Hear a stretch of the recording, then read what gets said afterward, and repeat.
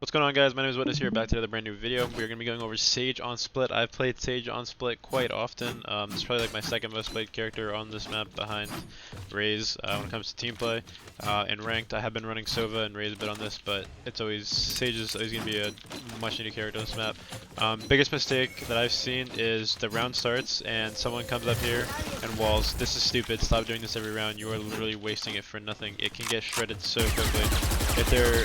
That's how quick it can get shredded by one person. If there's like 3 people swinging mid, it just instantly gets broken, and you have just wasted a $400 ability for no reason.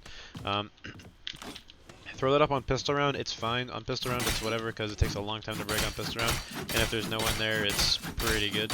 But other than that, start using it in different ways. You can put it up here, which is still overdone, but it's a lot better than just making it get wasted there every round.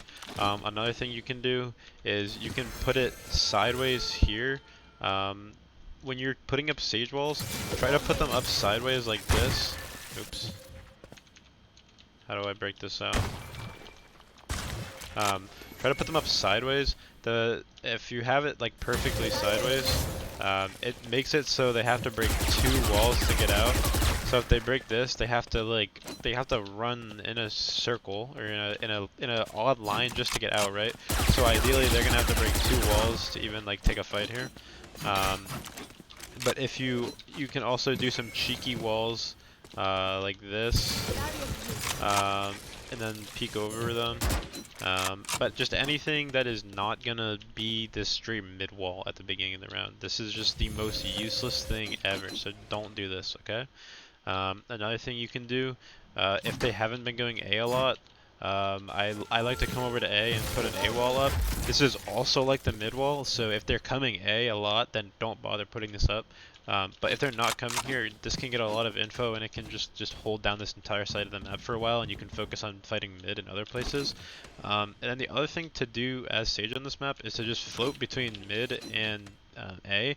If for some reason you have walled mid off and you can get this wall to stick, this is a really good time for you to just sit in here. You can throw your slows in here, you can rotate up this way, help heaven, and throw your slows like this. This is another good way to play Sage, is to just float between the bomb sites and use your slows effectively. And then please also don't do this. This is the worst peak ever. If you get one, you are lucky, and if you live, you are lucky, because this is such an awful place to play. Some other cheeky things you can do are play on top of a wall here. Now this requires your teammates to watch this heavily, because you can get shot in the feet like right here. But this is a really good angle to play. Really cheeky stuff. There's also the same or similar thing here. Make sure when you're doing it this way that it doesn't stick out. So like right here, it's gonna stick out right here, right? But then they'll see it earlier. If you do it like this, or you can do it even better than that. But the point of it is, if you do it like this, you have this crazy angle. Really good for tapping or even opping on this angle. This angle is crazy with an op. And some similar stuff you can do is something like this. This is another angle that they will not expect coming up here. It does limit your teammates, but you still have a really good angle. Again, something you can do. It's right here. This is a crazy angle too. Get an op up here, get in this little slit, and they will not be coming in your bomb site anytime soon.